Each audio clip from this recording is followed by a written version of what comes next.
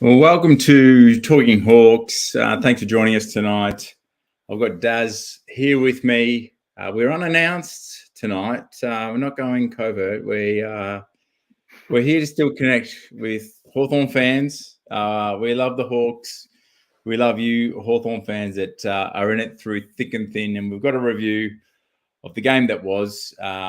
Whilst we're here to connect with Hawks fans around the world, have some intelligent footy conversation, a few laughs. Maybe not so many laughs tonight. Daz, how are you going, mate? Oh, well, it's sometimes if you don't laugh, you'll cry, Matty. It was that kind of performance. But I think this is a time to reflect. We're a young side. I think a performance like this might be cancelled out by maybe the Port Adelaide performance, maybe the 10-goal win, the 10-goal loss. And if you cancel those out, we're better than North, and we took Carlton to the sword. So as disappointing as it is, and we're not here to sugarcoat anything. It's as Lee Matthews used to say, it's never as good as you think it is, and it's never as bad. So I can't wait to talk about it all, including your top five, mate, which I can't wait for. Yeah, well put. And Sammy's taken on a little bit of Lethal's advice there. Never as good or as bad as it seems. So bit of perspective, a young group. Fans, welcome tonight. Thanks for joining us. Let us know where you're tuning in from. We've got a few things to get through tonight. I was able to get to the ground, which I was pretty pumped about, mate. If the Hawthorn Football Club or the AFL are listening, can you please give Box Hill a Guernsey as curtain raisers at the G before Hawthorn home games, because that was fantastic. Would have loved a bit more crowd there, but as the game went on with Box Hill, it was nice to get a little bit of noise. And what an experience. Well, we've got Clint Proctor getting up his first win as Box Hill coach, and some young players perhaps experiencing the G for the first time. So really good. And fans are already rolling in with a few things. We were sitting right behind the bench. So we were right behind Cozzy's dad as he come to talk to his son about that little injury. So we'll see how, hopefully, fingers crossed, that goes well. But, mate, it was an amazing experience seeing a doubleheader. Really good for if you've got brown and gold in your blood.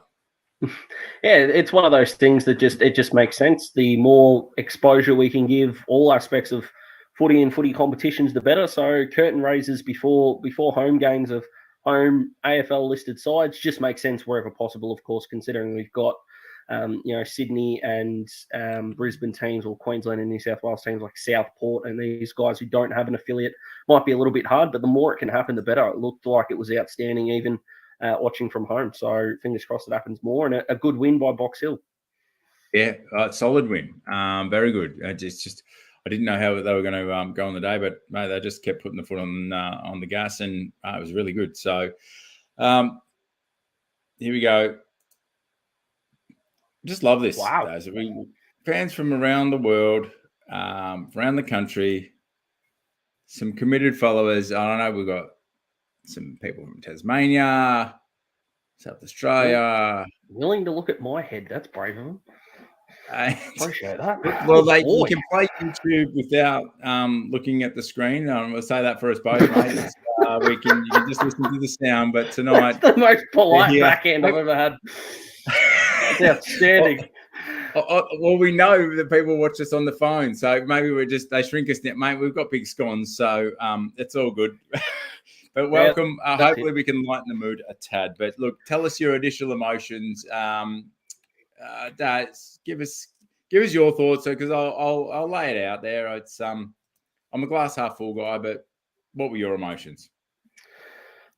Okay, the PG version of my emotions were anger came to mind first, because look, young group, you can't go 22-0 even when we were winning flags. So it's ridiculous to think you're never going to lose a game, but sometimes it's about how you lose. And, we almost played the get out of jail free card last week. We got nowhere near it. And just I think the last 15 minutes and why I went to the bench in the last quarter was to see who would still stand up, even though the game was gone, and who might put their head down. And that anger for me turned into curiosity about who would pack it in. And I think we'd be disappointed with the way that St Kilda got, the last 10 minutes of it was just so easy. And it looked like we just went, yeah, we're not going to win this one. And we packed it in, which was probably anger turning into disappointment there late. What about yourself being there at the ground? Did you make it all the way, or did you do the?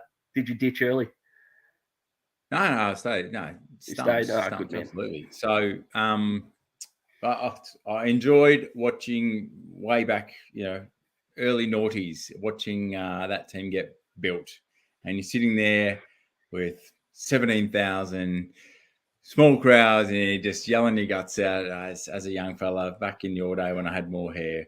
It was, but no, it's good to watch them develop, and that's the commitment. It's look, I was disappointed. I could see some endeavour, but I felt. Look, I went with the St Kilda supporter as well, so it was a little bit hard to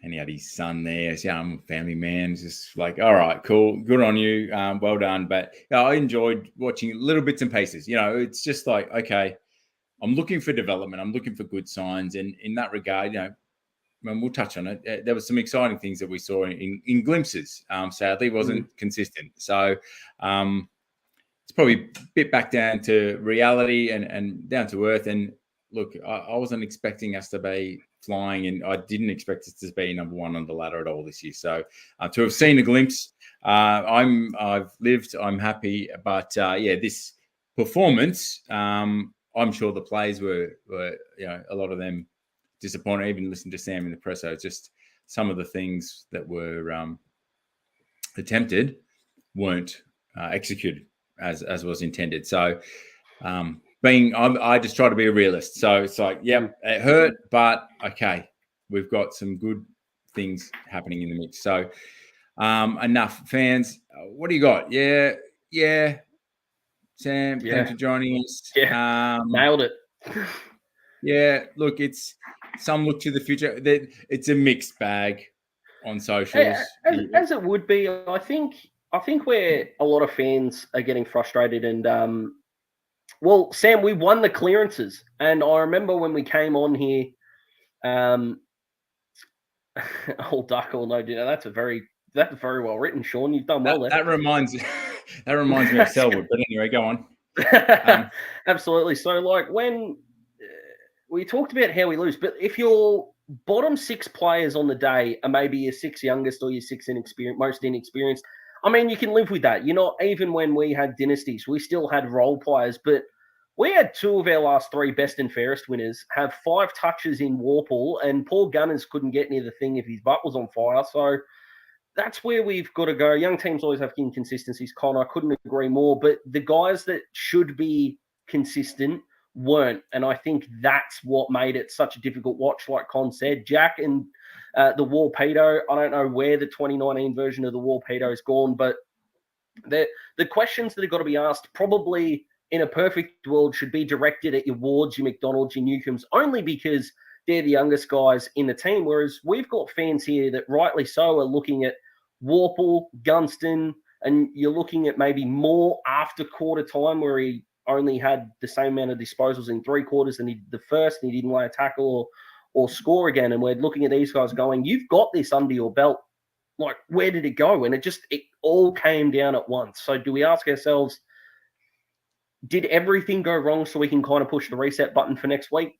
Potentially. You've got to think that we've got to fight back. But, yeah, geez, the quality of players that didn't show up, that was a flattening thing for me. So I'm going to throw a curly one. It was one that I didn't share in some of our groups. But I should have got the image up, but we shared it on the socials. And I'll go back to Con's comment.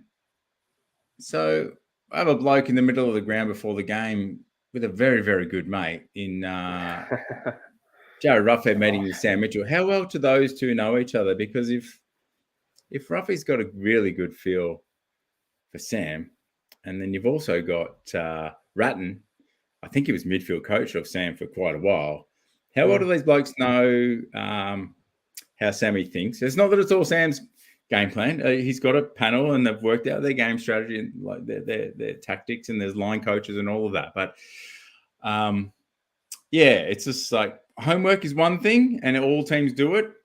But I'm just like, look, it's early in Sam's coaching career. So anyway, Anyway. What was it? Was it the homework? I mean, I just thought you look at the Saints and where they took the game away from us, because you look at, a 69-point margin. I think with 6 minutes into the third quarter, it was about 6 goals. So what did they do in the second quarter? They just turned off the corridor completely. A bit like the Bulldogs did to Sydney a couple of weeks ago. It's every time we tried to go inboard, they just get the ball on turnover.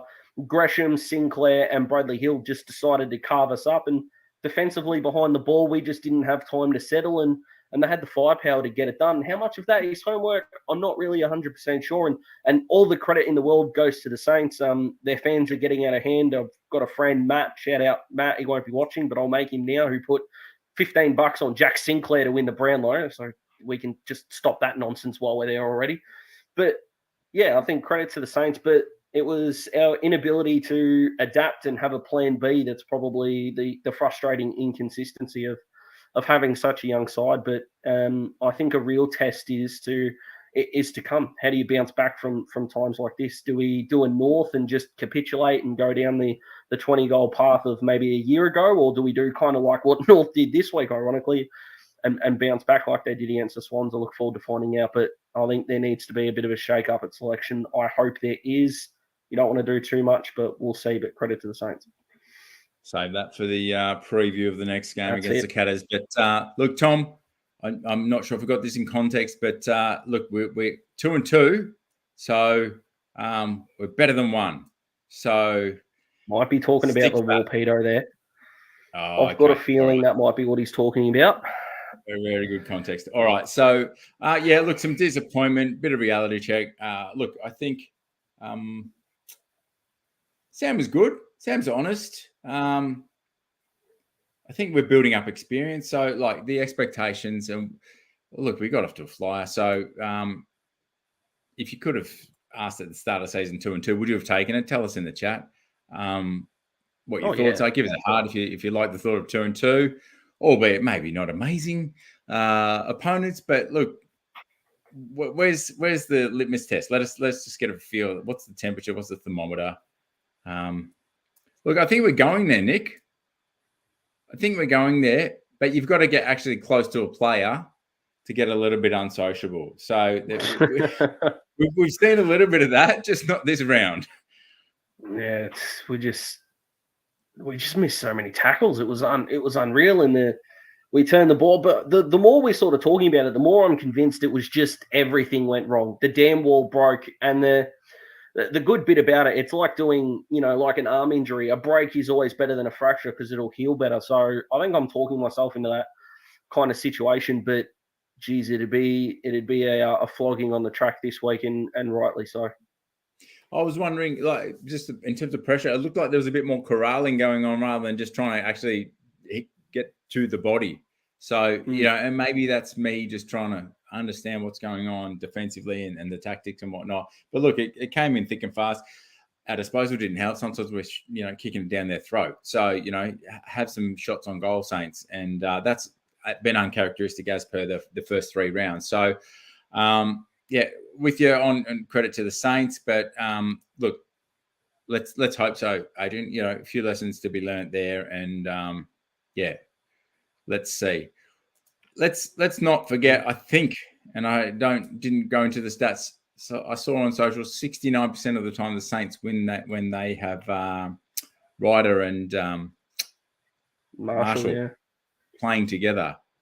It's a pretty formidable ruck duo when you are 9 games into your AFL career, rucking with one of our favourite Irishmen going around, who did okay, and we'll get into that. But look, we've got there's some good caliber showing. Well, hold on, let's get into it. All right.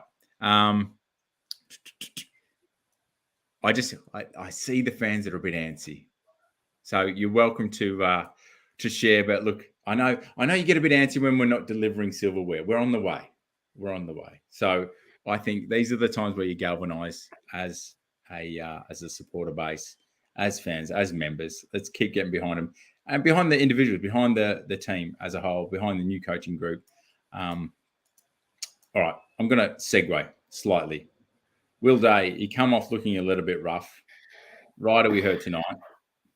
He's copped 2 weeks. 2. That surprised me, first of all. Not that he got suspended, because the rule, and I think the AFL are in trouble, because when you've got, and I know media are supposed to disagree, but when you've got no one can really settle on the one perfect outcome before the suspension comes down, probably tells you that there's a lot of confusion. I don't know where Hawks fans sit, but I tried to look at it as if Ryder had hit a non-Hawk. I think that's the best way you can judge it. I think he braced for contact. I think he could have tackled. He elected to bump. I was okay with 1. But, 2 really surprised me. So, the Saints, I think they've got Gold Coast this week, and Jared Witts was one of the Suns' best last week, so they might struggle. But Will Day just can't get a good run at it, and that's the disappointing part of this. That's the disappointing outcome, that this poor kid's just, I don't know how many ladders he's walked under or black cats he's got in his driveway, but oh boy. That's all good. This is the last time. It's okay. What did you think of the 2 weeks, Matty? Like, if you're giving it out to a non-Hawk and you've got that vision, like at the ground, you were there. Did he get hit and you went, he's in trouble? Oh, you have to look at the replay and try and work out intent. And you got him square in the chest, and the days gone by, it's hard to sort of show my age, but sometimes that was a fair hit, sometimes it wasn't, through the rule changes over the years. And Day just wasn't expecting it. He's a big body, so I don't know. I used to ruck, and sort of like you understand as a big fella when you hit someone that's a little bit slighter of frame. I've just probably got a softer spot for them if I remove my Hawthorn bias for a moment. But they did brace, just copped him fair and square, and he went down. The replacement came in the third quarter with Finn McGuinness coming on the ground. I'm like, if Day's gone down, I tried to step back, and I've never thought about a suspension like this. If Day's gone out with the concussion protocol for now, well, the duration of that game and the next game at least, if Paddy Ryder gets 2 weeks, I'm like, well, that's fair. And I tried to just, no one's sort of thrown that up before as far as, trying to be, we've got all the rules around, is it right or not? But look, it was a hit that he wasn't prepared to take, and it was Ryder's choice to take him on that way. So are you okay? Are you okay with punishing guys for outcome instead of intent? Because I agree with you. Judging intent, no one can know that bar Paddy Ryder. And I do struggle to believe that players in 2022 go into a contest going, I'm going to knock you out. I really don't think that's happening. And if they are, please, these players are going to be sociopaths. And not all of them are going to be. Give me a sec. Fans, what did you think? When you first saw it, what were your expectations? If you were thinking weeks, what was it? Just drop it in the chat. So, sorry. Go on, Dave. No, because if Will Day plays the game out, Paddy Ryder doesn't get suspended. He just doesn't. You look at Willie Rioli on Rao back in round 1. If Matt Rao gets knocked out, Willie doesn't play, Matt Rao plays the game out. Mitch Robinson got, I think it was Xavier Dersma up at the Gabba. Dersma got hurt. He gets suspended. So if we're punishing the outcome, it's not whether the player intended to hit them or not. You're flipping a coin. Is the player knocked out or is he not?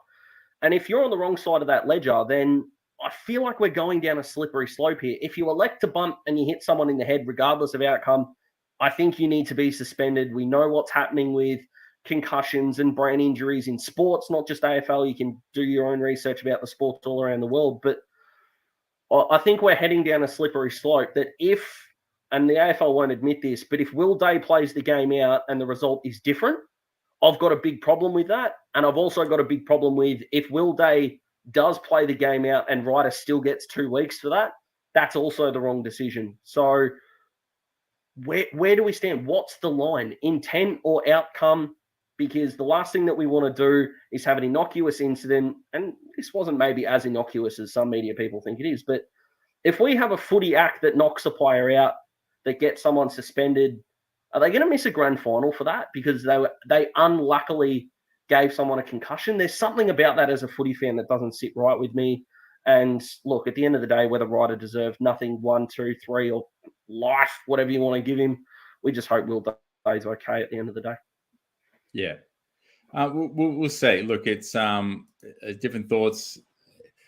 It's a big body of work. We've got the beloved Platten. I think he was on TV this week, going through some health things, and it's just there's a lot to take in there. So look, it wasn't the intent of the conversation to go there, but it's there's a lot to it. So look, they're trying to protect the players and whatnot, and I hope some of the funds that are tucked away do look after the former players that have blood, sweat, and tears put them out there, and in a day and age when it was a lot rough. It's a contact sport, but look, you don't want to see anyone hurt. So look, let's take a look.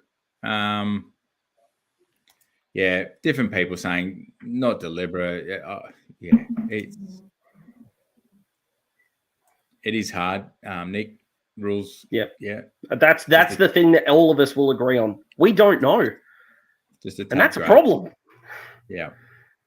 So, all right. Anyway, that's let's get into it. So,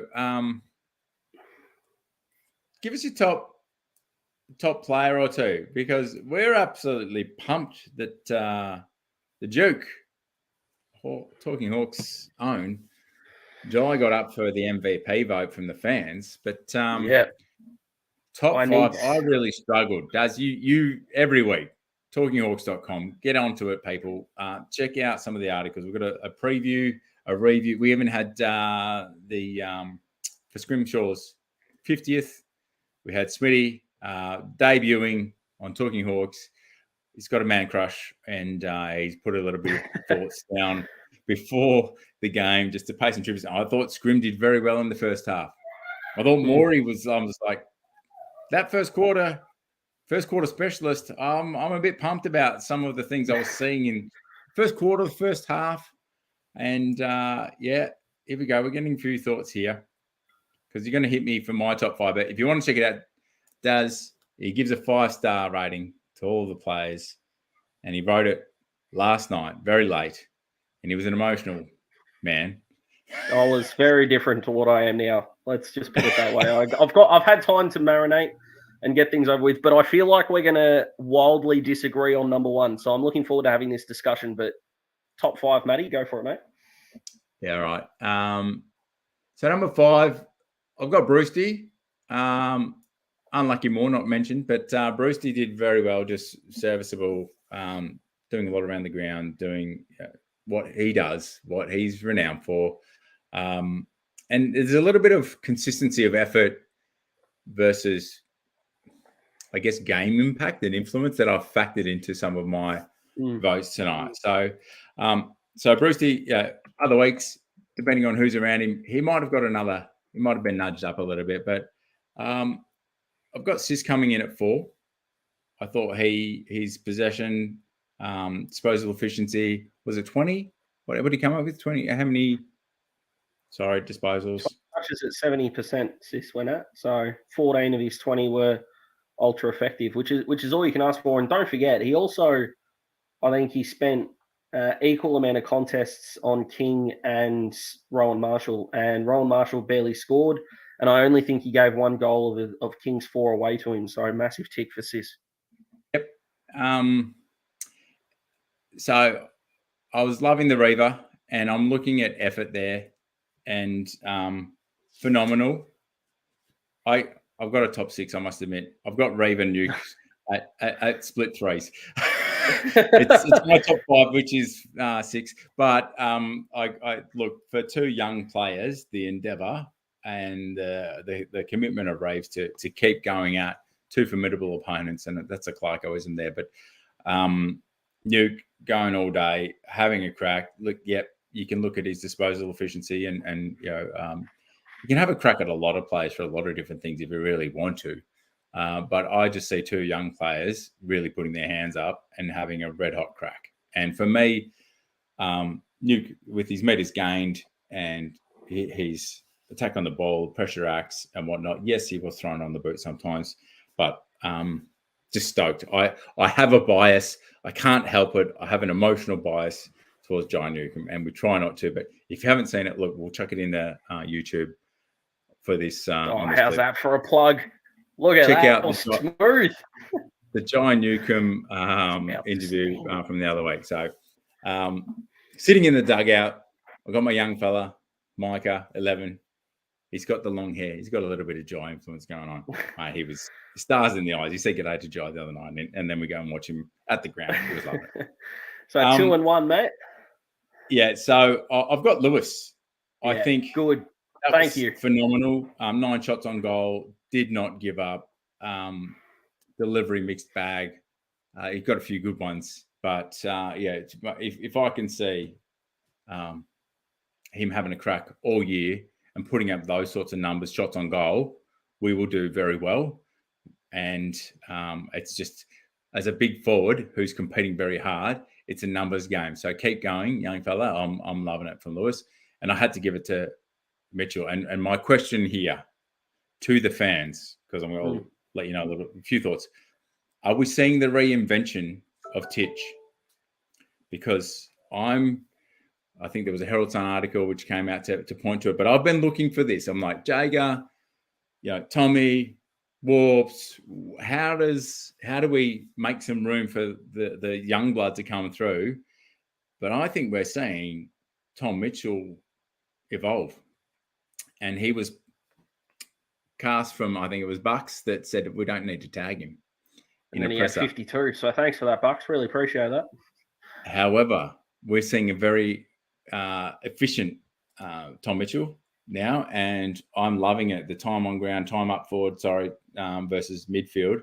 It's looking pretty appetizing. If you've got a leader, an experienced head that can go and get the ball when he needs to, 10 kicks, 22 handballs, but look, we had a pretty average day on the tackles. He was up there. I think that was equal leading with 4, wasn't it?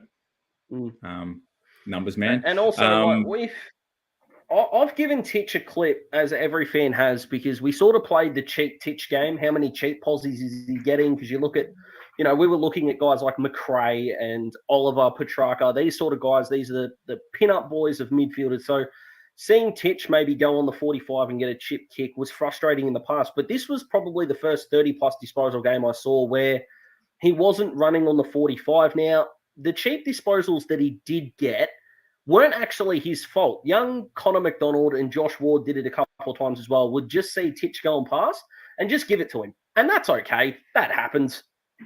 Sub-Zero, I agree. Mitchell was fantastic. Yep, absolutely. So, and as much as I would have loved to see Connor and Josh maybe use their foot skills a bit more, Titch earned all of those 32 possessions, which was outstanding. And I agree with you. I'm glad you gave Mitchell best on ground. But the fans that gave, this is where I thought we were going to disagree. I like that.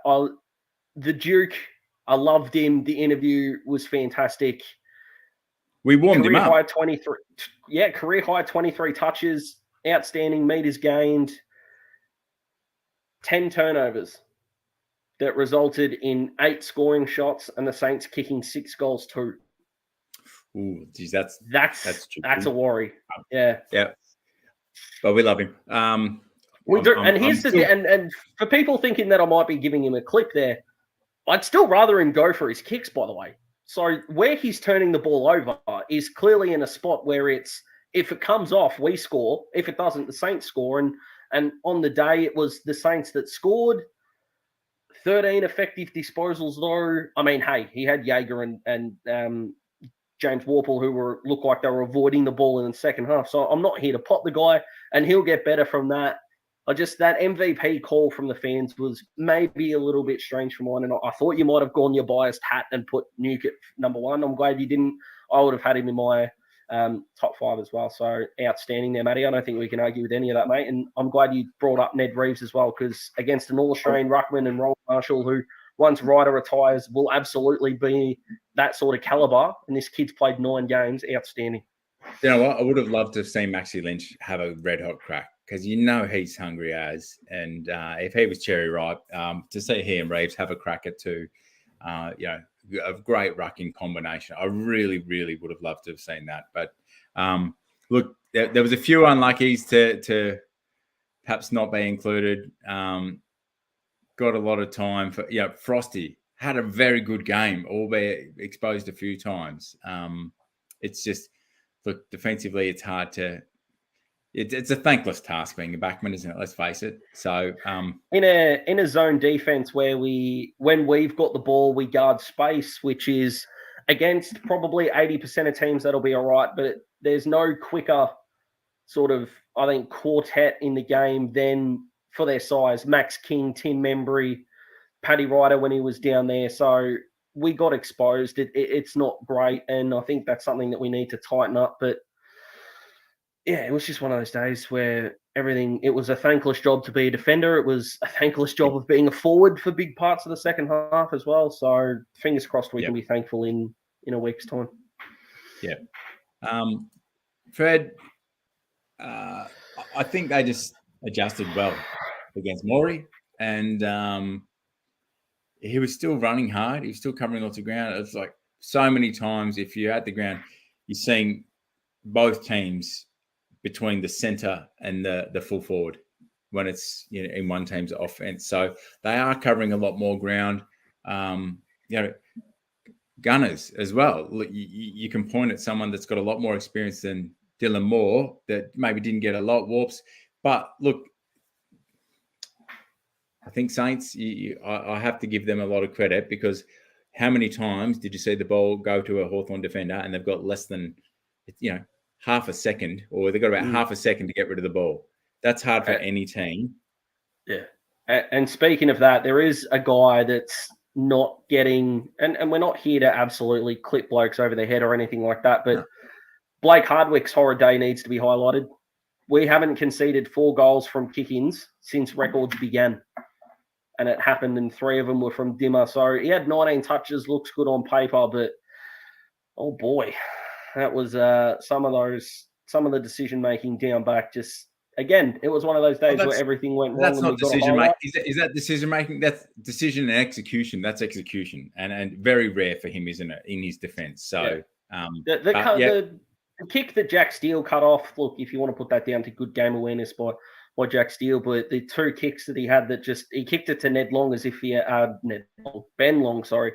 Hope we see Ned Long soon. He was good for Box Hill, but just a couple of times he just put it in a Ben Long's path like he was wearing a Hawthorn jumper. It wasn't Dimmer's day, and these experienced guys, we've said that they were pretty disappointing, and Dimmer shouldn't escape that, although he is still an underrated star. Yeah. So look, let's flip it. Call out a few things there. It's we're a developing team, developing coaching staff.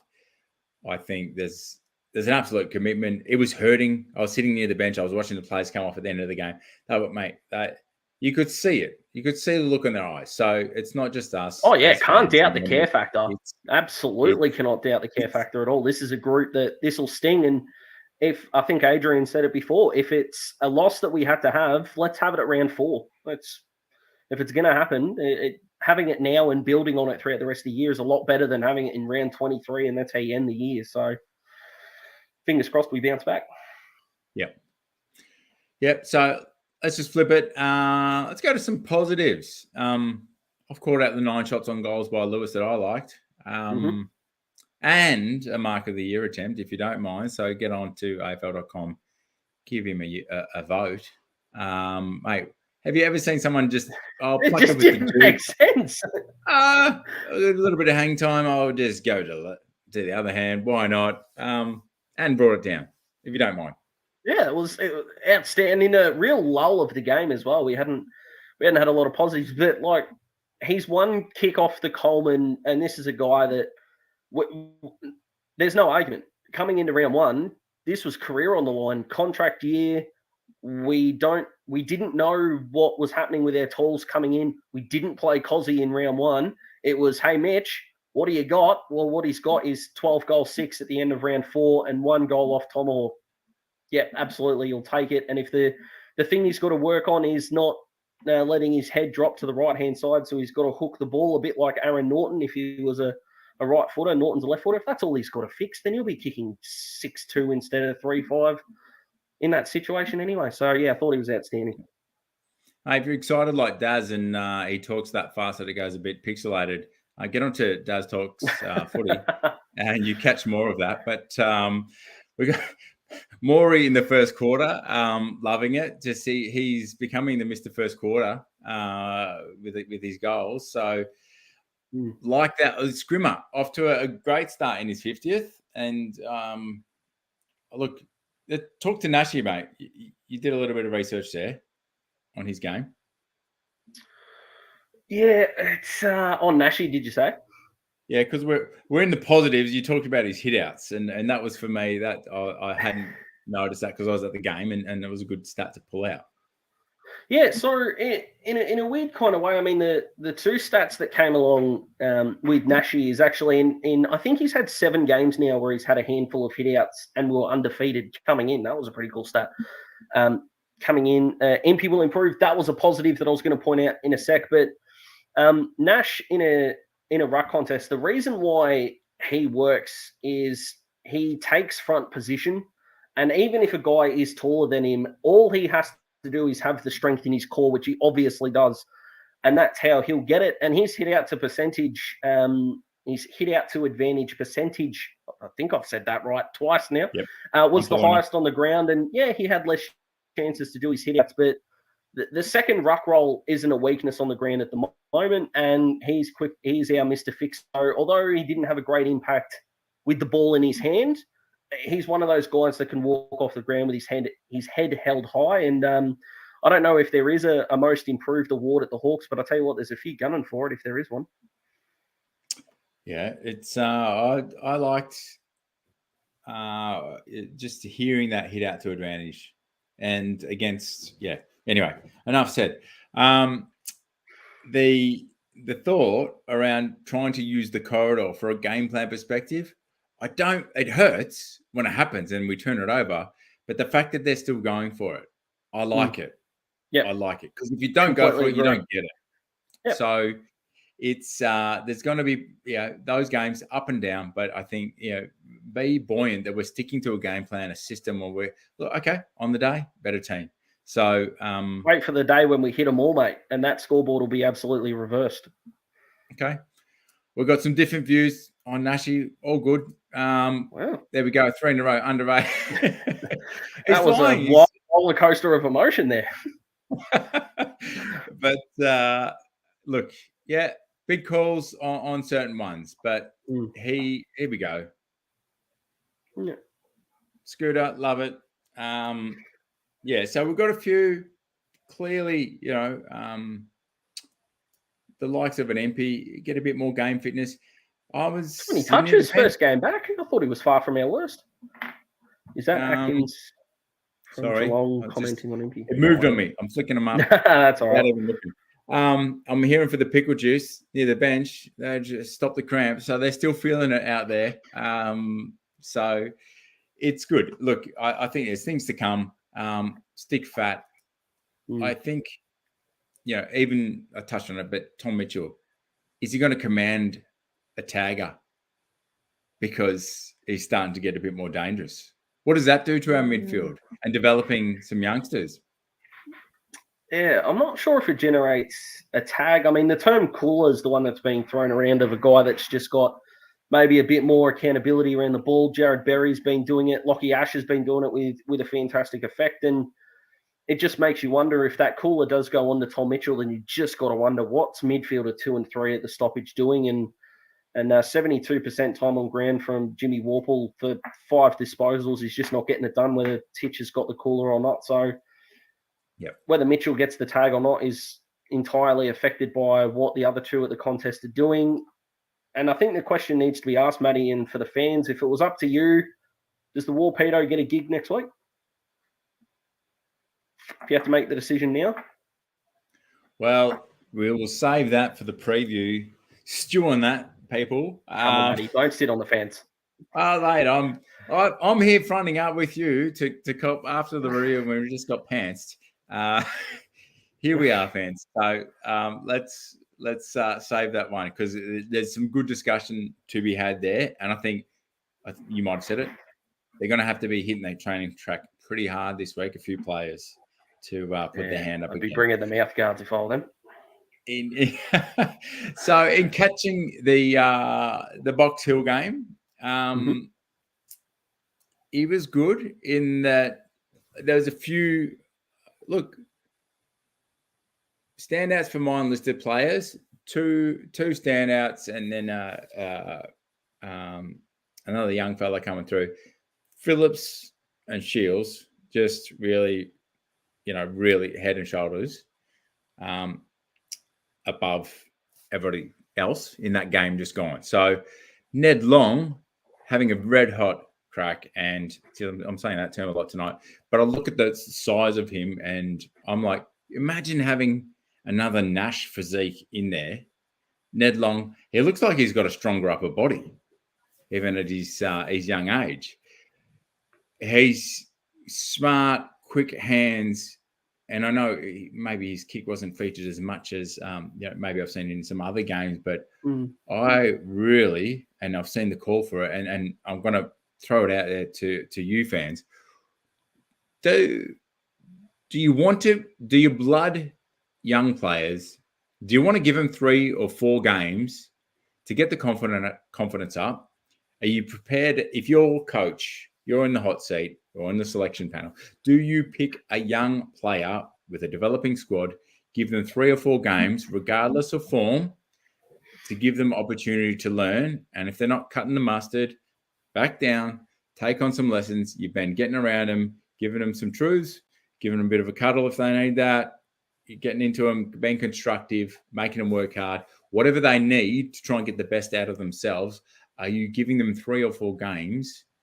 Or, because I don't think it's worth, personally, I don't think putting a Ned Long in for 1 or 2 games, I don't think that's fair on his development. Does. While the fans... I like it. And while the fans answer that, I mean, what Ned Long's got on his side as well, and we saw it down in Devonport, is he's got the forward craft. Now, granted, he kicked 4 points in Devonport. So that could have, he kicks those. He probably plays round 1. So there's a variety of jobs that he can do. The matchups are on his side. Geelong, they don't have the Harry Taylor, Lockie Henderson. They don't have these types anymore. And he can be a worry. So could play centre-half forward. I'm not 100% sure he could go centre-half forward, but not quite. Gunston tight, but that forward pressure, geez, they were, and I mean this with all due respect to St Kilda, of course, but Bradley Hill didn't play off half-back. They had no Caulfield. They had no Hunter Clark. So we didn't pressure them at all. They walked the ball out of our forward 50. There was just didn't seem to be any pressure there at all. Gunston laid 1 tackle after quarter time. Dylan Moore didn't lay any. I think Luke Bruce laid 2, which is, handy for Punky if he's got others around him. Jarman Impey didn't lay 1 in the forward half at all. So if Ned Long can come in and even give us half the tackles he's having at VFL level, and they're in the forward half, and we can make Geelong panic, they've got DeConning, who's played a handful of games, Collar Jasny, who's been handy at times, but has had better defenders around him that he might not have had the accountability that he once had. And then, of course, you go into Melbourne. Hello, how's that for a litmus test? I like it. I think bringing him in sooner rather than later would be a good thing. Yep. Talked to that briefly. Tom Butts didn't quite do enough for mine to put his hand up. Serong, showed bits and definitely a bit more development for mine for Jai, but Keen again, good size lad, but Long looks the closest for mine. So Mark, good question. We'll save that for the preview, but can't drop the skipper, can you? That would be brave. Stephen Cornelio style. Yeah. Goodness me. Thanks, Fred. Fred's with me. Well, that begs the question then. If 3 games is the max for the kids in a row because they get too tired, does that mean Ward and McDonald get rested? Well, is it? Look, Ward probably didn't have the same output that we've seen in recent weeks this round.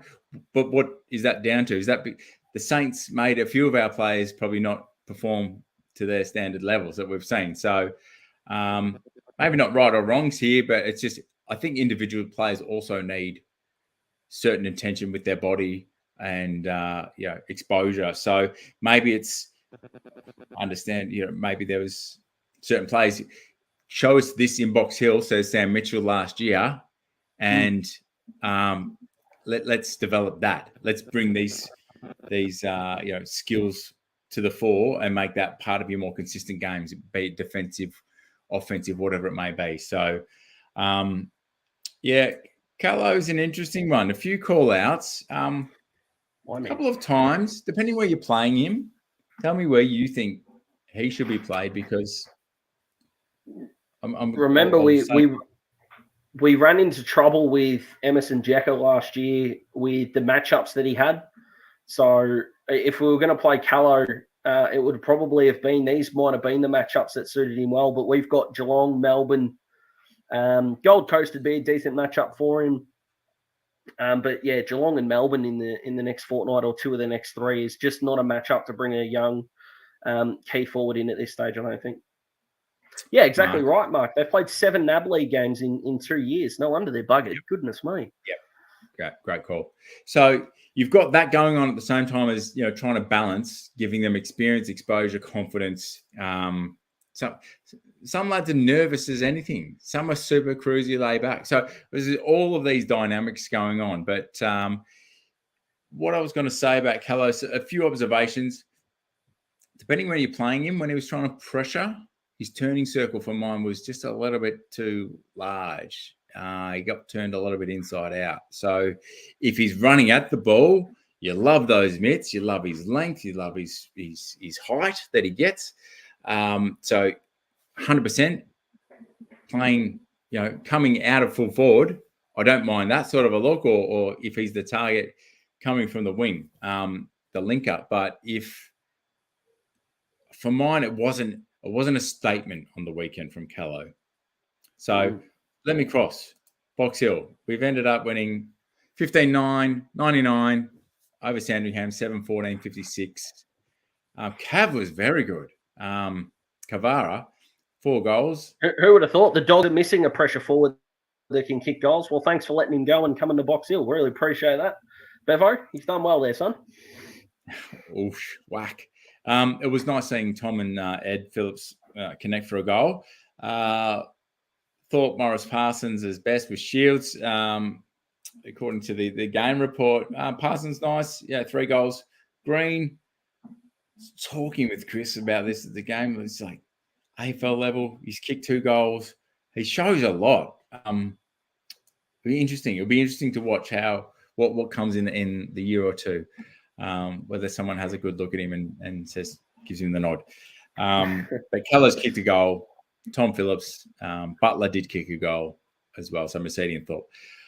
But yeah, Liam, 27 disposals. Tommy, 26. Kunigo, 23. DeWitt, 23. Mercedes, 22. Thorpe, 20. Sad to see Cozzy cop an injury early on. They had to make some adjustments as far as the big man. Phillips, I'm happy to say he was making me eat my words. I've been a little bit critical. But he's really... but what's his role, Matty? This is a guy that's frustratingly too good for VFL. And is the form trend, is the role different? Is it correct performance anxiety? What do we think it is? Because I agree with you. It doesn't make sense how he's walking out with, 3 JJ Liston trophy votes essentially on a VFL park. He's 25, so it's not like, it's this year or bust or anything like that. But 3 years ago, he was in All Australian form at Collingwood on a wing. So hope he can hope however long he spends back there, he can get back to his best, because that wing position at the moment with Day out, it's up for grabs. Yeah, the JJ Liston votes aren't just awarded because he's got the biggest and brightest mullet going around out there. He's actually really earning it, and I love the intent. And he runs very hard, but you might be right. My gut feel is it's a role change when he comes into the Hawks at an AFL level. So let us see. On Box Hill, having a bit of a chat to them over the weekend. Looks like we might have some pretty amazing Hawthorn pedigree joining us. We'll keep you guessing for now, but hopefully in the next week or two we'll have some a really nice Hawthorn voice from the past that you might warm to, and giving us a few thoughts on Box Hill on a little bit of a regular basis. So looking to connect there. Yeah, the Talking Hawks player sponsorship syndicate. We're hoping we can extend ourselves this year. We will need a few more members to join us. We get that link out to you this week if you want to sort of drop it through talkinghawks.com. Let us know if you're interested. But financially, just sort of getting a few dollars together to sponsor. I'm hoping one more Hawks player this year as well, which we'll reveal soon, Daz. So excited to continue to support Denver and Jai Newcombe, but one more Hawk, and let's stretch ourselves. Get in touch. Let's get behind a Box Hill player as well if we can. So, there's some guesses coming through.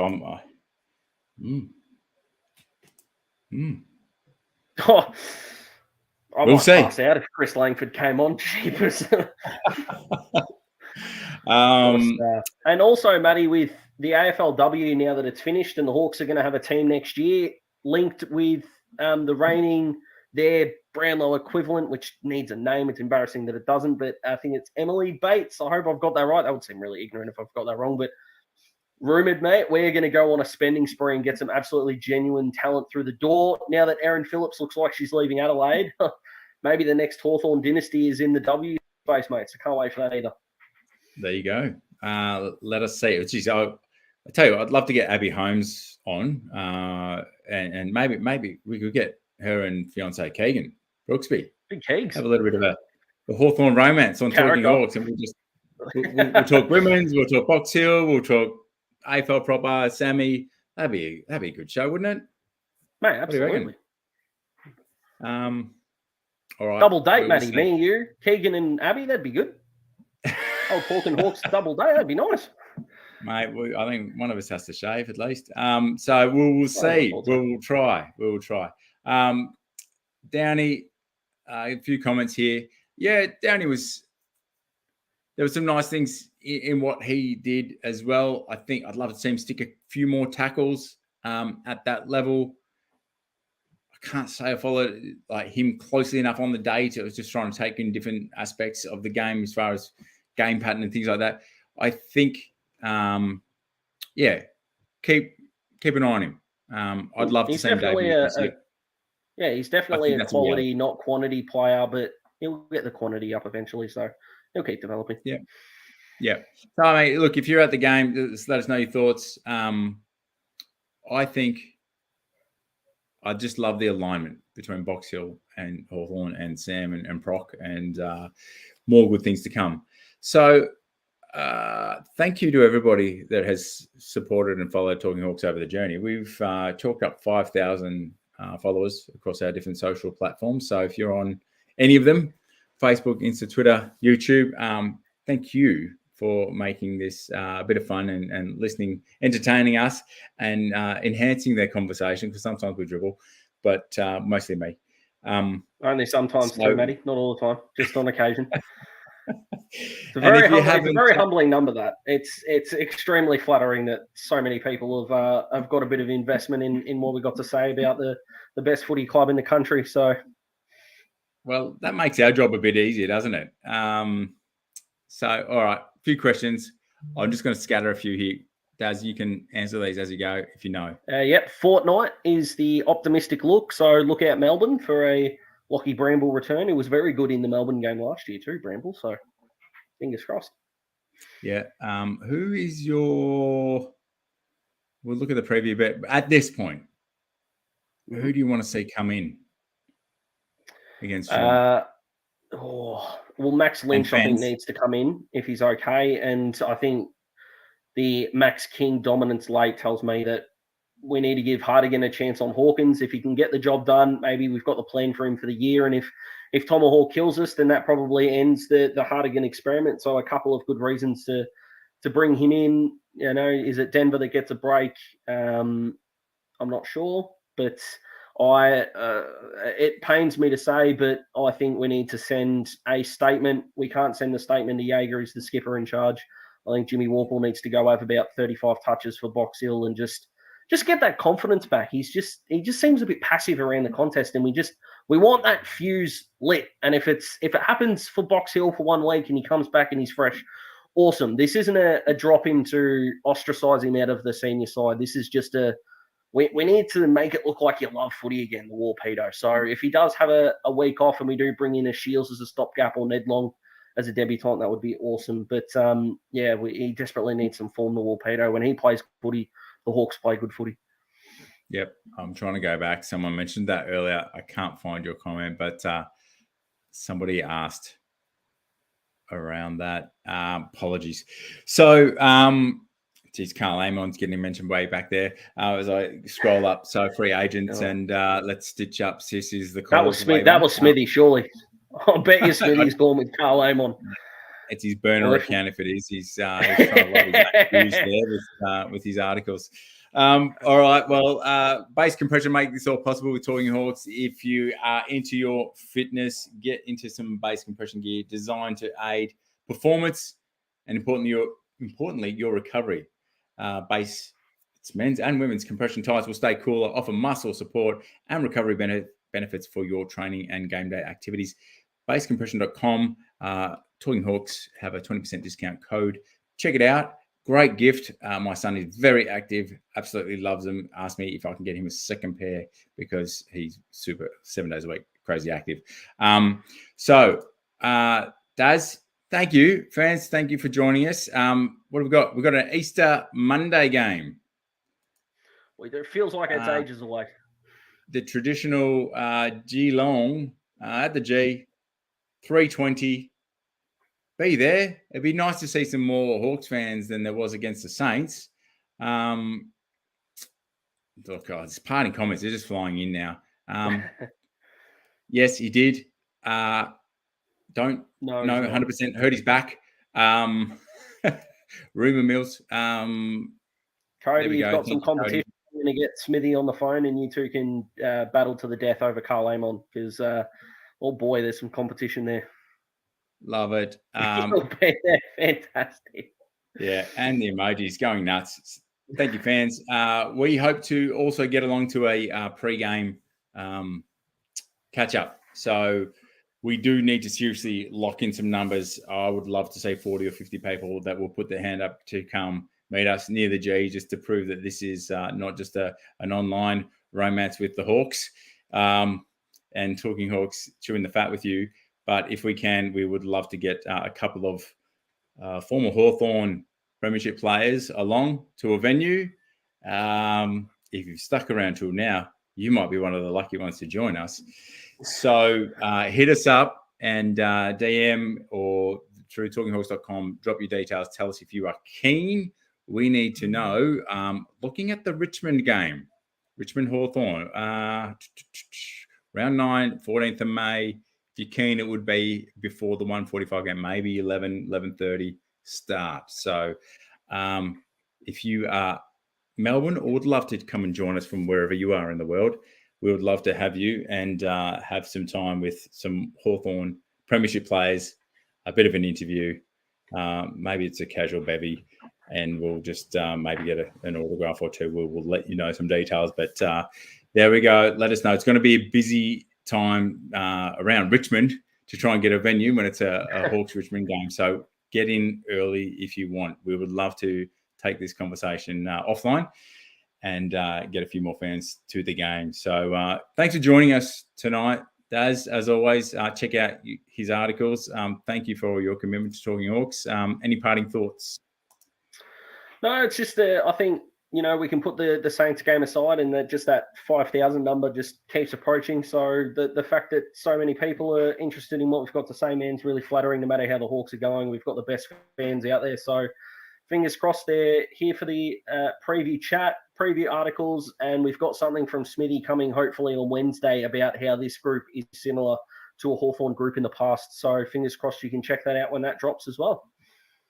Awesome. All right. Well, thank you everyone for joining us tonight, and we will see you all. What have we got? Wednesday? Wednesday. Yep. Is it Wednesday? All right. We're trying to avoid Wednesday. The AFL. That's what you've told us. So we listen. All right. Take it easy. Catch you later. Go the Hawks.